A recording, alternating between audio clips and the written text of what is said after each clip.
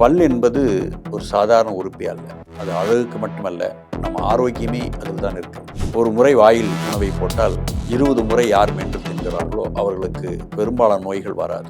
வந்தாலும் அது கட்டுப்படும். சொத்த பல்லுக்குள்ள போய் இவங்க அடைச்சிட்டு வருவாங்க, அது பூந்து இன்னொரு இடத்துல வரும். யாருக்கு அதிகமாக வருகிறதுன்னு சொன்னால் அதிக உஷ்ணத்தை சாப்பிடுகிறவர்கள். எவ்வளோ ஆர்டர் பல்லா இருந்தாலும் சரி, கொஞ்சம் தொடுத்துட்டு இருந்தால் போதும், அந்த பல்லை நம்ம காப்பாற்ற முடியும். அதற்கு பல்லில் விளக்கக்கூடாது. இந்த பல்பொடியை நீங்கள் எவரில் தேய்ச்சிங்கன்னா போதும். மூலிகையை பயன்படுத்தும் பொழுது பல்கள் இறுகும், பல் பிரகாசம் அடையும். அங்கே இருக்கக்கூடிய இரத்த நாளங்கள் இருக்கிற அடைப்புகளை எல்லாம் எடுத்து பல்லில் இருக்கக்கூடிய துர்நாற்றங்கள், கிருமிகள், புழுக்கள் அனைத்தையும் பல்லுக்குள் சென்று கொள்ளும்.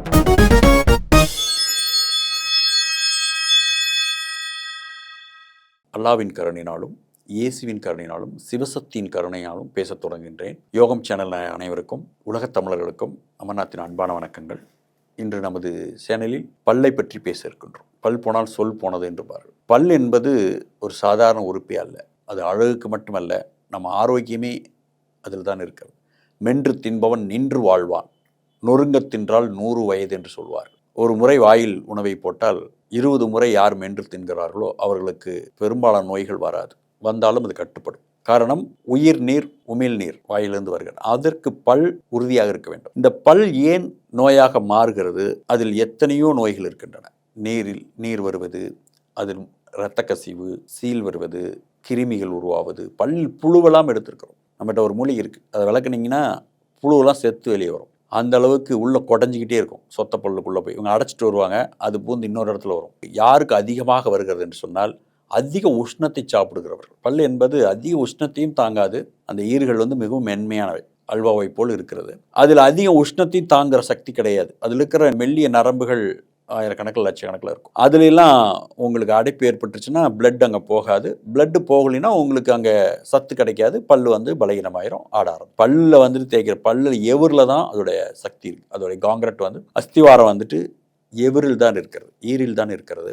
அதனால் அங்கு அதிகம் ஐஸ்கிரீம் சாப்பிடுவது, அதிகமான குளிர்ச்சி எடுத்துக்கொள்வது, இந்த இரண்டை யார் அதிகமாக செய்ய அவர்கள் சீக்கிரமாக பல்லை இழக்கிறார்கள். இதை குறைத்து கொண்டு அதை நாம் மருந்து என்ன செய்யும் அப்படின்னா, முதல்ல அங்கே இருக்கிற இரத்த நாளங்களில் ஓப்பன் பண்ணும். மூளையிலிருந்து முகத்திலிருந்து வரக்கூடிய இரத்த நாளங்கள் முழுக்க முழுக்க ஈருக்கு போய் சேரும் பொழுது வேர் ஸ்ட்ராங் ஆகும். நீங்கள் எவ்வளோ ஆர்டர் பல்லா இருந்தாலும் சரி, கொஞ்சம் தொடுத்துட்டு இருந்தால் போதும், அந்த பல்லை நம்ம காப்பாற்ற முடியும். அதற்கு பல்லில் விளக்கக்கூடாது. இந்த பல்பொடியை நீங்கள் எவரில் தேய்ச்சிங்கன்னா போதும். எவரில் தேய்ச்சி விட்டாவே அது அப்படி ஸ்ட்ராங் ஆகிடும், இரும்பு மாதிரி ஆகும். அப்படிப்பட்ட பல்லிருக்கி என்னும் ஒரு மூலிகை உண்டு. அதுக்கு பேரே பல்லிருக்கி அப்படின்னு பேர் வச்சுருக்காங்க. அந்த பல்லிருக்கி மூலிகையை பயன்படுத்தும் பொழுது பல்கள் இறுகும், பல் பிரகாசம் அடையும். அங்கே இருக்கக்கூடிய இரத்த நாளங்கள் இருக்கிற அடைப்புகளை எல்லாம் எடுத்து பல்லில் இருக்கக்கூடிய துர்நாற்றங்கள், கிருமிகள், புழுக்கள் அனைத்தையும் பல்லுக்குள் சென்று கொள்ளும். வாய்க்குள்ள ஒரு கண்ணாட்டமில் வச்சா புழுவெல்லாம் பார்க்கலாம்.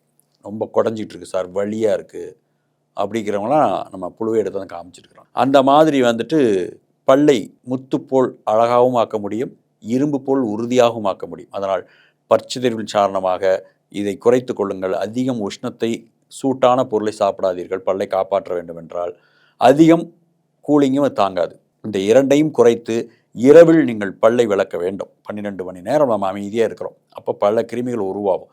அதனால் இரவில் பல்லை விளக்குகிறவர்கள், உப்பை போட்டு பல்லை கொப்பளிக்கிறவர்கள் பல்லை இறுதி காப்பாற்றுவார்கள். பல் ரொம்ப நாளைக்கு அவங்களுக்கு வரும். அதனால் இந்த நிலையும் நீங்கள் செய்து கொண்டு நம்மளுடைய பல்லிருக்கி மூலிகையும் நீங்கள் பயன்படுத்துகின்ற பொழுது பல் ஆடிவிட்டது, இதை பிடுங்கித்தான் ஆக வேண்டும் என்று மருத்துவர் உறுதி செய்துவிட்ட பிறகும் இதை நீங்கள் பயன்படுத்தினால் உங்களுக்கு 21 நாட்களில் அந்த பல் உறுதியாகிவிடும்.